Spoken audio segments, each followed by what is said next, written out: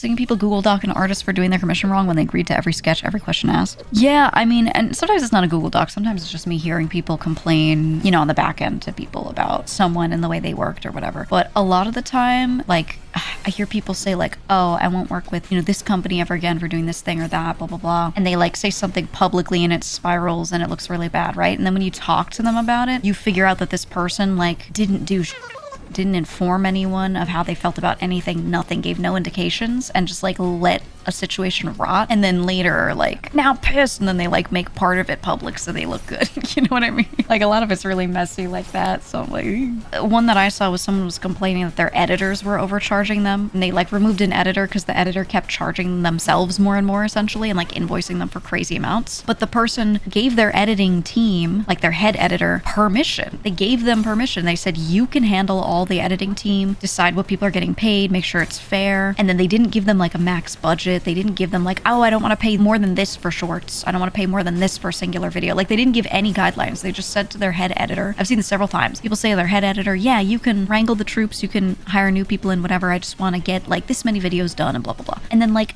8 months later, they're like, you've been mismanaging and overspending my money. How could you steal all my money? And they like kick the head editor out, even though they didn't check in. They didn't even do like a monthly check-in. They just like don't check in on the finances until like, you know, like 8 months later, and then say it's that person. I don't know. I've seen this happen with editing teams so many times, and then people be like, I can't believe you did this.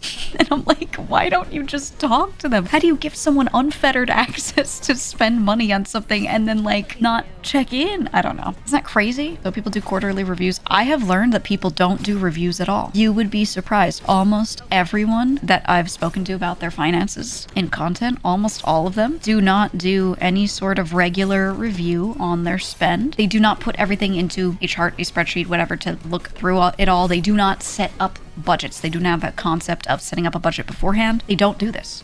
Legitimately, especially the ones that make more money because they're safe, you know, like they're not living hand to mouth, or they don't think they are, you know, so they just like, I don't know. It drives me crazy. It's just one of those things where I'm like, oh, I could talk for like 10 hours minimum about this. Isn't that crazy? Like people will meet with their editors to talk about their content sometimes, but they don't address like the spend and that kind of stuff very much. Like I have my people whom I speak to. Bark is right here. He's in chat. We talk every week, minimum once per week, and we discuss everything. And like spend does come up. If he's like, oh, let's bring in another editor for this thing, I'm like, okay. And we talk about how much they cost and blah, blah. And like we together will figure out, does this make sense for us? You know, not like me, or you, right? And it's not hard, man. I just truly am astounded when people like don't check in with people who build them and talk about what they build and versus what they did, and if we are happy with that, right? Like, what's hard about that, man?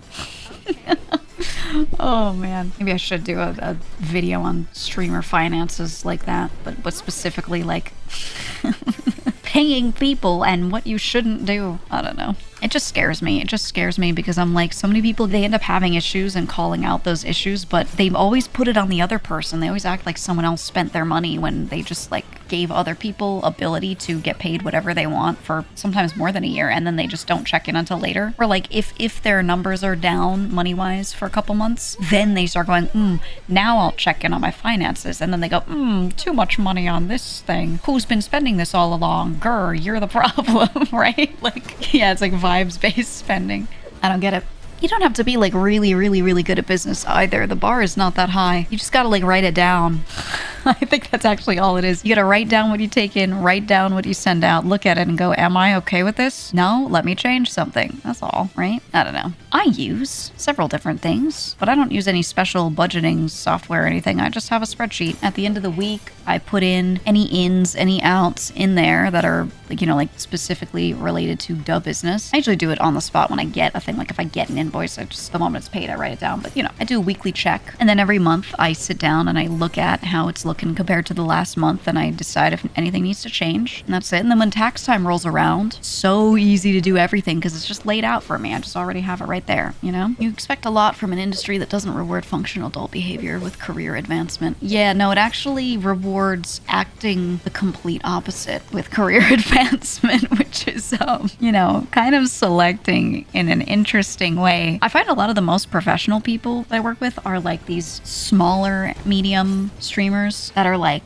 sub 1,000 viewers, let's say, oftentimes like sub 500, but they have to really put themselves out there and run things well to get people to have a good impression of them and then want to work with them, right? So they have to do well, right? They just have to organizationally to make sure that they're getting what they need so that they can live off of this. And a lot of those folks have been like some of the best, the absolute best for me to work with, genuinely, when it just comes to professionalism. But you don't need the creator themselves to be professional. As long as they have like a manager who can do all that for them and keep them above a certain bar, it's okay. The problem is often that their management is not able to do that.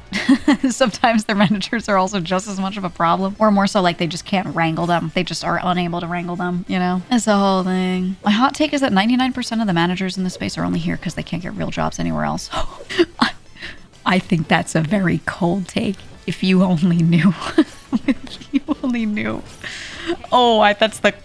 Brother, here's the thing. I think a lot of them are nice people. Let me get that out of the way. Very nice, very well-intended people. Most of them. Which is why a lot of people still work with them. But the thing is, a lot of them have not held management positions in any way or anything related to management or operations in any other industry or any other way, ever. They never have. That's number one. The only thing related to operations or management on the resume is talent, okay? That's number one. Number two, vast majority of them come from old Twitch days, old League of Legends players, or you know, like some sort of game, early Overwatch or before that. They all come from the old Twitch community. And yes, what happened was they were all wannabe streamers, whether they like made it or didn't. They wanted to be streamers or they actually made it a little bit. And then when Twitch changed from gaming, started having more IRL and like League esports kind of fell off in viewership a little bit like that. A lot of those people suddenly didn't have jobs because their little stream no longer provided. So a ton of them got picked up by esports orgs to work in esports orgs because their friends were in esports orgs and they hired their friends who were just streamers, and a lot of them like didn't finish college, didn't even go to college, right? Like it's a lot of this. Some did and then just took this as the easy job. So tons of them, their resume looks good because it has esports org stuff on it, but they were just picked up because some friend was like, yeah, I play League with them, right? And then now years later, those people are majority of talent managers and people working in that side of the industry. Some of them have adapted well, and usually they're not a talent manager. Usually they're like another position and are doing operations or something. And some of them have adapted just fine. And then there's a lot of them that they're just floating. I don't know what they're doing. I don't know.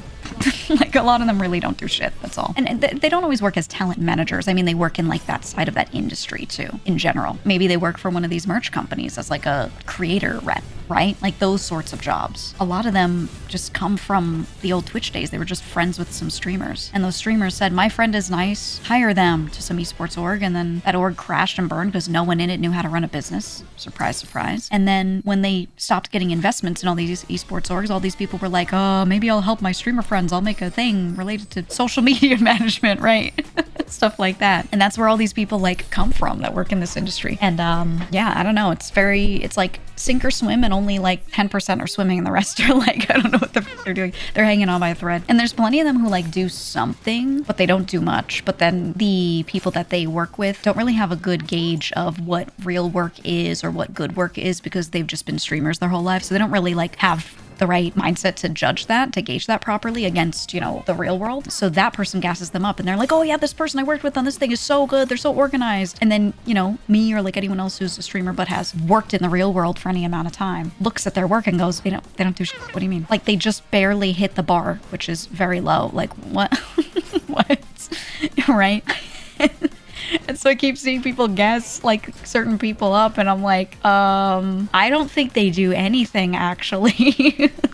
I don't know. It's one of those things that's frustrating, but the worst part is that I usually like a lot of these people as people. So I don't really have a desire to like call it out or something, you know, because it's not like they're evil or they've done something crazy. They're just floating and being held up there, you know? So I'm like, I'm not going to get messy and be like, this person, blah, blah, blah, that person, blah, blah, blah, right? It's the whole can't fire your friends. Yeah, I mean, hey, a lot of environments that have crashed and burned in this industry were, you know, a large part of it was that. I complained about my last company a ton, you know this, where I was like, brother, you guys are just playing video games together. I'm sitting here asking you for specific work for over a year. How did I ask for an org chart, a simple org chart, and I didn't get it until like 8 months later? Oh, we just really needed to figure some things out while we were preparing it. And then it was like some basic ass thing I could have made with 30 minutes of work. You know what I'm saying? Like everything was like that. So I'm like, all right. Passion or something, satisfied mind or whatever sometimes. Yeah, I think that's the other thing. A lot of creators think that having passion like matters when you're trying to hire someone. That's a secondary thing. That's good to have, but that's on the, there's like wants and needs when you hire people. Need is like them doing their job. And then want is like they're also really passionate about it. They'll see someone who's really passionate about it, but they don't have the need of being capable of doing the job well. And they'll be like, but they're passionate, and then hire them. And I'm like, brother, it doesn't matter. The passion doesn't matter when they're just like organizing something for you. They're not even the creator, you know? It's good to have. So when you're deciding between people, the one who's like very passionate about it, yes, you absolutely should be like, I want that one. It's great to have, but you can't have that go over their ability to do their job. Need money, want to do nothing.